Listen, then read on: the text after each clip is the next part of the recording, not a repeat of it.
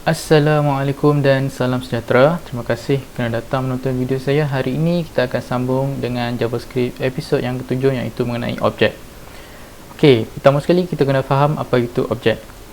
Sebagai contoh, saya Zaim ialah satu objek kerana saya adalah manusia. Okey, jadi manusia adalah objek. Dan bila saya adalah manusia, di mana saya juga adalah objek, saya mempunyai ciri-ciri berkenaan dengan diri saya sendiri. Okey, mungkin mata saya hitam kan. Jadi orang lain mungkin mata dia coklat, contohnya lah. Jadi rambut saya hitam, mungkin ada orang lain rambut dia perang. Kulit saya gelap, orang lain kulit dia cerah. Okey, kat sini kita nampak objek ni dia dapat membezakan antara kita dengan orang yang lain. Jadi setiap benda dalam dunia ni adalah objek dan mereka mempunyai ciri-ciri yang tersendiri. Okey, jadi bila kita sebut tentang objek, kita tahu setiap daripada kita ada ciri-ciri tersendiri. Betul, kita ada ciri-ciri tersendiri. Okey, dan ciri-ciri ini boleh dikategorikan ataupun kita boleh gelarkan ciri-ciri ini sebagai data. Dan bila terdapat banyak ciri-ciri, maksudnya kita ada banyak data. Jadi bila sampai di sini, anda boleh katakanlah yang kenapa kita nak kena guna objek, sedangkan kalau banyak data ni kita boleh guna array. Okey, kat sini saya nak tunjuk bagi saya kekurangan sikit antara array dengan objek. Okey, contoh kalau array, okey, kita bagi array sekumpulan manusia lah contohnya. Dan array yang pertama kita boleh simpan mengenai saya, contohnya simpan mengenai Zaim, dan umur Zaim 25. Dan untuk orang kedua pula, nama dia Ali, dan umur dia 20 lah. Okey, sampai di sini anda tengok.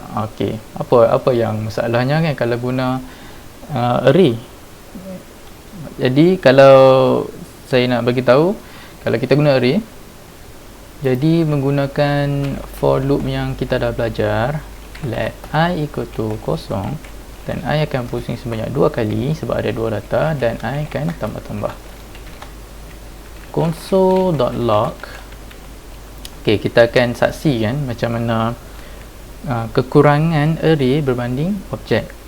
Saya di sini saya tak cakap lah array tu tak bagus, cuma dia ada sedikit kelemahan, dan kita akan tengok macam mana objek ni dia dapat menyelesaikan masalah di mana data di dalam suatu array tersebut tidak seragam. Contoh sekarang ni, data untuk Zaim dan data untuk Ali dia tidak seragam kerana Zaim tidak ada penyakit tetapi Ali ada penyakit. Okey, jadi kita boleh tengok data ni manusia I, dan kita masukkan 2 untuk second punya array lah. Jadi di tempat yang kedua ni sepatutnya ialah penyakit, tetapi disebabkan Zaim tiada penyakit, jadi kita tak masukkanlah, kita tak nyatakanlah penyakit untuk Zaim. Jadi kita boleh tengok di console.log, dan kita dapat programming, kita dapat hobi Zaim, bukannya penyakit untuk Zaim.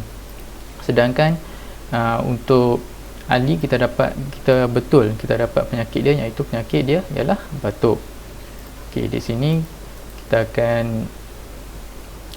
dapat lihat macam mana objek dia membantu kita untuk kita handle masalah itu, untuk kita atasi masalah itu untuk suatu data yang tidak seragam. Jadi cara untuk kita bina objek ataupun kita membuat pemboleh ubah objek, mudah saja. Kita masukkan manusia objek, lepas tu masukkan curly bracket ini. Okey, jadi bila anda dah masukkan curly bracket ini, pemboleh ubah ini telah pun menjadi objek, jadi satu objek. Jadi untuk objek yang pertama, kalau macam array, kita tahu di kedudukan data pertama ni ialah bermula dengan kosong, jadi saya akan masukkan kosong di sini. Dan lepas tu masukkan 2 titik petini ini untuk kita nyatakan ciri-ciri ataupun property untuk objek tersebut. Okey, jadi masukkan lagi sekali curly bracket untuk kita nyatakan nama kepada setiap property ataupun nama untuk setiap ciri-ciri untuk objek tersebut. Jadi untuk objek yang pertama ni, kita tahu dia ada nama Zaim dan dia akan ada umur 25 dan mempunyai hobi programming. Okey, dan jangan lupa untuk letak koma bila setiap kali anda ingin membezakan daripada satu ciri-ciri dengan ciri-ciri yang lain, dan juga membezakan antara satu objek dengan objek yang lain. Okey, jadi ini adalah satu objek. Jadi dengan objek yang lain, jangan lupa untuk letak koma. Lepas tu masukkan 1, sebab di sini pula adalah kedudukan data nombor 1 kalau dalam array. Jadi masukkan curly bracket lagi. Jadi kita tahu nama dia ialah Ali, berumur 20, mempunyai sakit batuk dan mempunyai hobi berbasikal. Okey, anda nampak sekarang ni dua objek ni mempunyai ciri-ciri ataupun property yang tidak seragam. Lepas tu dengan menggunakan for loop yang sedia ada ni, apa yang saya perlu buat hanyalah tukar nama pemboleh ubah tersebut, objek, dan cuma tukar di bahagian belakang ini.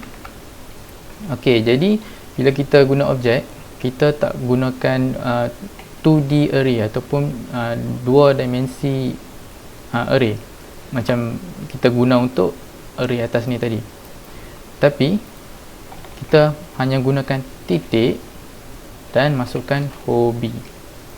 Okey, jadi kalau saya pergi ke laman sesawang dan kita akan dapat hobi dengan betul. Jadi hobi untuk Dev Zaim ialah programming dan hobi untuk Ali ialah berbasikal.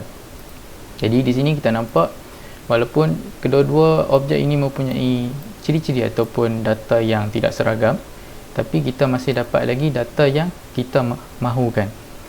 Jadi kalau saya gunakan sakit kat sini, akan dapat error lah untuk Dev Zaim ni, sebab Dev Zaim tiada ciri-ciri ataupun dia tiada properties sakit. Jadi kita boleh tengok, sebab kita akan dapat undefined untuk Dev Zaim, tetapi kita akan dapat batuk untuk Ali sebab dia ada ciri-ciri sakit tersebut. Jadi anda hanya tukar di belakang ini saja untuk anda akses data objek tersebut, ataupun untuk anda akses ciri-ciri ataupun property objek tersebut. Selain itu, anda juga boleh masukkan sebanyak mana data yang anda inginkan. Okay, contoh di sini kita boleh masukkan kegemaran, dan di dalam kegemaran okey, contoh makanan, kan, makanan kegemaran ni. Okey, makanan kegemaran saya masukkan array di sini. Nampak dalam objek kita boleh guna array. Dan contoh saya suka nasi, dan saya juga suka mi goreng, dan saya akan buat yang sama untuk Ali. Okey, mungkin Ali dia suka bihun sup, dan juga dia suka ayam goreng. Okey, jadi kat sini kita tahu kita kena masuk dalam kegemaran. Okey, kita masuk dalam kegemaran, dan dalam kegemaran kita nak dapatkan makanan kegemaran dia. Okey, kita dapatkan makanan kegemaran dia. Nampak? Kita dah masuk dua level ataupun dua tahap ke dalam objek tersebut. Okey, jadi kita boleh tengok di laman sesawang kita, dan kita dapat untuk Dev Zaim kita dapat nasi dan mi goreng, dan untuk Ali pula kita dapat bihun sup dan ayam goreng. Okey, mungkin setakat itu saja video kali ini. Anda dah dapat lihat bagaimana perbezaan antara objek dan array. Anda dapat lihat sedikit kelemahan array berbanding objek. Kerana saya tidak berani cakap array ini tidak bagus daripada objek. Pada sesetengah tempat ataupun sesetengah situasi, array lebih sesuai daripada objek, dan objek juga boleh menyimpan data yang tidak seragam. Anda belajar hari ini bagaimana saya Saya tunjukkan bagaimana untuk objek yang pertama ini saya tidak memasukkan penyakit untuk DFZM ni, tetapi untuk Ali dia mempunyai ciri-ciri penyakit tersebut, dan kita masih boleh mengakses data tersebut dengan betul. Iaitu contoh kita nak akses hobi sahaja, dan kita boleh akses hobi sahaja tanpa mengganggu ciri-ciri ataupun properties yang lain dalam objek tersebut lah. Okey, terima kasih kerana menonton. Assalamualaikum dan salam sejahtera.